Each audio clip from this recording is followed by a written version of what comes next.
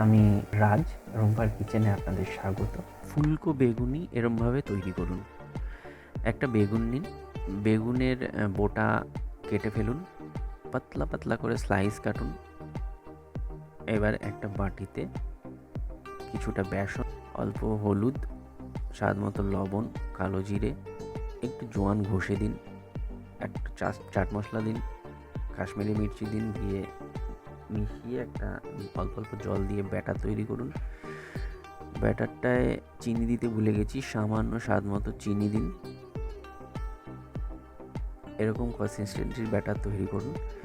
একটা কড়াইতে তেল গরম করে বেগুনগুলো ডুবান আর ছাড়ুন, উল্টে পাল্টে ভাজুন। দেখুন বেগুনগুলো বেলুনের মতো ফুলবে। তেল ঝরিয়ে তুলে নিন, বেগুনি রেডি। গরম গরম চায়ের সাথে সার্ভ করুন, জাস্ট জমে যাবে।